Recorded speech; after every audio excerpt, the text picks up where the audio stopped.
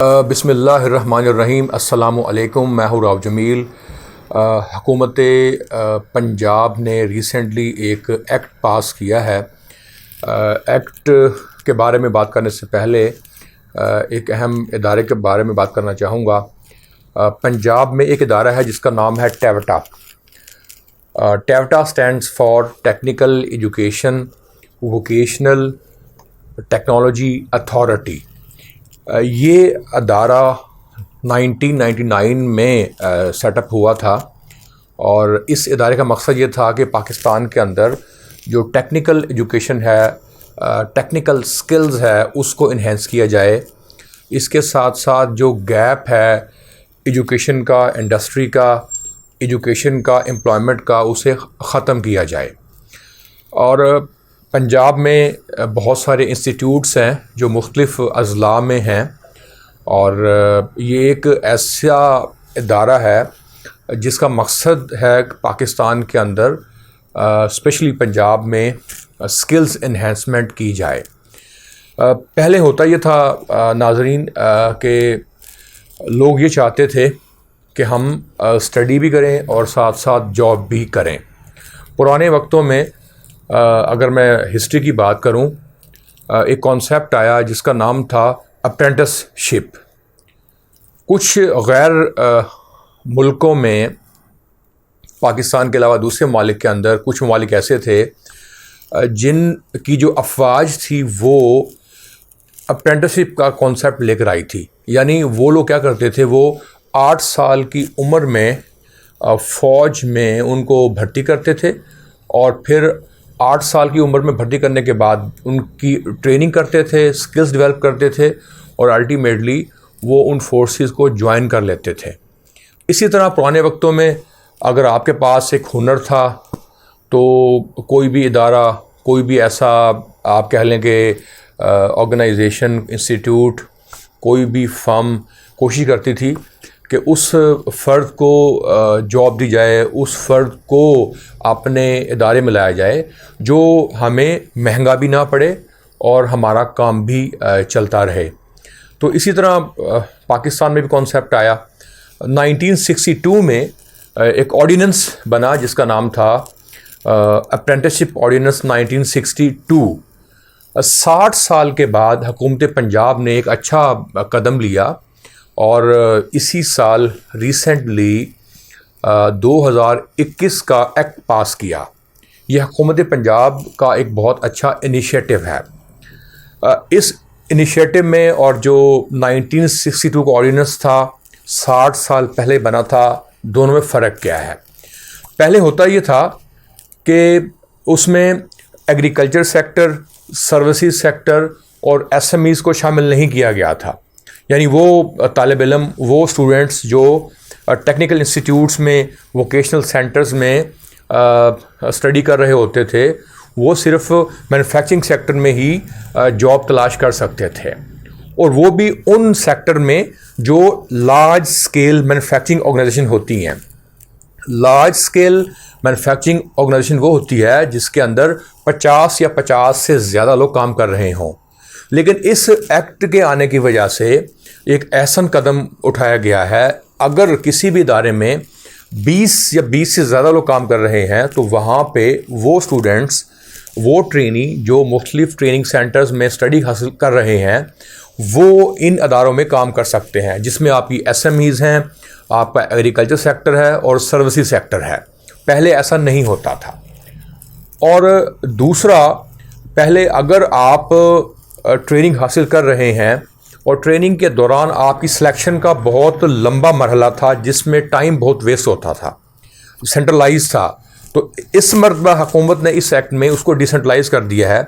Local level पे selection हो सकती है, टेस्ट लिया जाएगा और लोकल बॉडी ही इसका फ़ैसला कर लेंगे।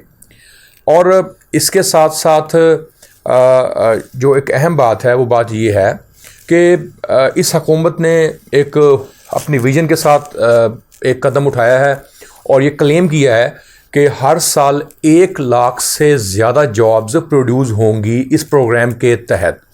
नाज़रीन, वर्ल्ड बैंक ने पिछली हुकूमतों को कुछ फ़ंड्स दिए और पिछली हुकूमतें क्या करती थी, वो नंबर गेम करती थी। और मैं दुआ गो हूँ अल्लाह ताला इस हुकूमत को भी नंबर गेम से हट के रिज़ल्ट्स ओरिएंटेड इनिशिएटिव लेने की तौफीक अता फरमाए। हुकूमत ने क्लेम तो किया है कि हम 1 लाख जॉब देंगे, लेकिन क्वेश्चन ये है कि क्या 1 लाख जॉब मिलेंगी या नहीं मिलेंगी। अब मैं बात करना चाहूँगा कि जो कानून है जो 1962 में ऑर्डिनेंस पास हुआ था, उसके बाद 1966 में रूल्स डिफ़ाइन हुए थे। उन रूल्स के तहत वो फ़र्द जो किसी इदारे में, टेक्सटाइल सेक्टर में, मैन्युफैक्चरिंग सेक्टर में, शुगर सेक्टर में या किसी एसएमई में काम कर रहा होता है, तो उसकी सैलरी क्या होनी चाहिए। नाज़रीन, रूल्स के मुताबिक रूल ये कहता है कि अगर फॉर एग्ज़ाम्पल 2021 में एक फ़र्द किसी इदारे में तालीम के साथ साथ जॉब भी करता है, यानी फॉर एग्ज़ाम्पल वो लाहौर में, मुल्तान में, फैसलाबाद में, सरगोदा में, किसी भी शहर में एक टेक्निकल इंस्टीट्यूट में डिप्लोमा कर रहा है और डिप्लोमा के साथ साथ पहले साल या दूसरे साल वो किसी अदारे को भी ज्वाइन कर लेता है, तो रूल ये कहता है कि कम से कम पहले साल जो 50% मिनिमम वेज सैलरी है वो मिलनी चाहिए। फॉर एग्ज़ाम्पल अगर सैलरी 20,000 रुपये है तो वो फ़र्द कम से कम 10,000 रुपये पर मंथ लेगा। और सेकेंड ईयर जब स्टार्ट होगा, सेकेंड ईयर ख़त्म होने के बाद उसकी सैलरी 60% ऑफ मिनिमम वेज हो जाएगी। और इसी तरह थर्ड ईयर ख़त्म होने के बाद 70% हो जाएगी और फोर्थ ईयर में 100% जो मिनिमम वेज है वो उसको मिलेगी। और अब क्वेश्चन ये होता है कि रूल क्या है, कितने फ़ीसद कोटा है, कितने लोगों को इस प्रोग्राम में इंटेक किया जाएगा। रूल ये कहता है कि अगर किसी इदारे में 100 लोग काम कर रहे हैं और उन 100 लोगों में से 80 वो लोग हैं जो टेक्निकल या डिफाइंड ट्रेड्स में काम कर रहे हैं, तो उनका 20% जो मैन पावर होगी वो इन सेंटर्स से ली जाएगी और इन सेंटर्स के जो ट्रेनी होंगे वो उन अदारों में काम करेंगे। रूल के तहत 160 स्किल्स डिफ़ाइन की गई हैं, 160 ट्रेड्स डिफ़ाइन किए गए हैं। वो ऐसे ट्रेड हैं जिन पे ये सेंटर्स ट्रेनिंग प्रोवाइड करते हैं। अब क्वेश्चन ये है, पिछली हुकूमतें भी गलती करती आई हैं और ये हुकूमत भी यकीनन गलती करेगी, अल्लाह ना करे ऐसा हो। एक गैप है, यानी वो स्किल्स प्रोड्यूस नहीं हो रही जो होनी चाहिए। इंडस्ट्री की डिमांड एक्स है और जो इनकी प्रोडक्ट है वो वाई है। जब तक ये गैप ख़त्म नहीं होगा उस वक़्त तक अदारे इन ट्रेनीज़ को, इन स्टूडेंट्स को, इन इदारों से पढ़े लिखे नौजवानों को कबूल नहीं करेंगे। तो मैं आज करता हूँ हुकूमत पंजाब से कि आपने एक अच्छा इनिशिएटिव लिया है, आप गैप को ख़त्म करें, इंडस्ट्री के साथ लाइज़ान को स्ट्रॉन्ग करें। अगर आपके पास मैन पावर नहीं है, अगर आप समझते हैं कि आपके पास लोग कम हैं जो इंडस्ट्री में जाएं, तो आप ट्रेनी हायर कर सकते हैं, आप यूनिवर्सिटी से इंटर्न हायर कर सकते हैं। वो इंटर्न्स फ्री ऑफ कॉस्ट आपके साथ काम कर सकते हैं, या आप कुछ बजट एलोकेट करें, कुछ लोगों को हायर करें जो स्पेसिफिकली इंडस्ट्रीज़ के साथ लाइज़ान को डेवलप करे।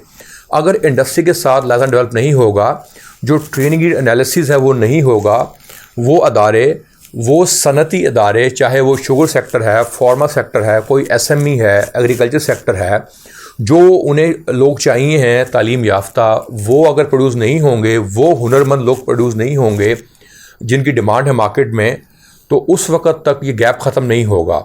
और फिर हम क्या करेंगे, सिर्फ चाहे फ़ंड वर्ल्ड बैंक का हो, चाहे फ़ंड हुकूमत पंजाब का हो, वो सिर्फ खर्च होगा लेकिन रिटर्न हासिल नहीं होगा। और एक और इम्पॉर्टेंट चीज़ है, पहले कहा यह गया था कि सी पैक में भी इन लोगों की खपत होगी, यानी जो स्टूडेंट्स इन ट्रेनिंग सेंटर्स से तालीम हासिल कर रहे हैं, ये सी पैक के जो प्रोजेक्ट्स हैं वहाँ पे काम करेंगे। लेकिन बदकिस्मती से इन लोगों को सी पैक पे उस तरह यूज़ नहीं किया गया जिस तरह करना चाहिए था। तो मैं रिक्वेस्ट करता हूँ कि अगर रिसेंटली कोई सी पैक के प्रोजेक्ट्स हैं, उन पे भी इन ट्रेनीज़ को इस्तेमाल किया जाए।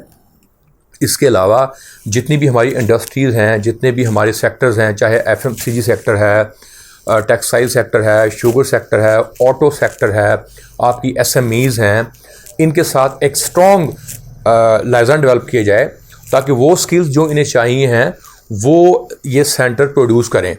नाज़रीन, अगर राइट स्किल्स प्रोड्यूस नहीं होंगी, इदारों की डिमांड पूरी नहीं होगी, वो लोग इनको हायर नहीं करेंगे, जॉब्स प्रोड्यूस नहीं होंगी, तो फिर होगा ये कि सिर्फ नंबर गेम होगी और जो पिछली हुकूमतें करती आई हैं वो दोबारा फिर इस कदम को दोहराएंगी।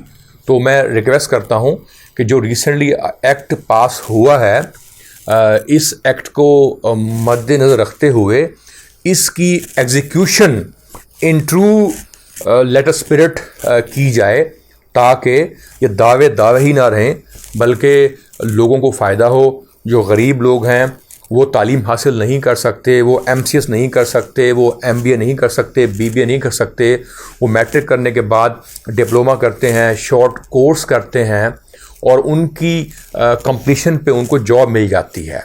एक इम्पॉर्टेंट चीज़ ये भी है नाज़रीन, सिर्फ कोर्स 3 माह का करना, 6 माह का करना, साल का करना, टाइम जो लेंथ है ये डिफाइन होनी चाहिए कि क्या एक स्टूडेंट 3 माह में वो काम सीख सकता है, हो सकता है वो काम 6 माह का हो सकता है वो काम 3 साल का हो।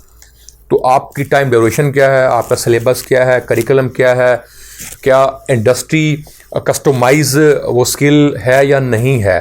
तो ये ऐसे फैक्टर्स हैं, अगर इस पे काम किया जाएगा तो यकीनन हुकूमत पंजाब इस ऐसन कदम को मुकम्मल तरीके से अमल करवाएगी और इसके फ्रूट्स भी हासिल करेगी। अस्सलाम वालेकुम, अल्लाह हाफिज़।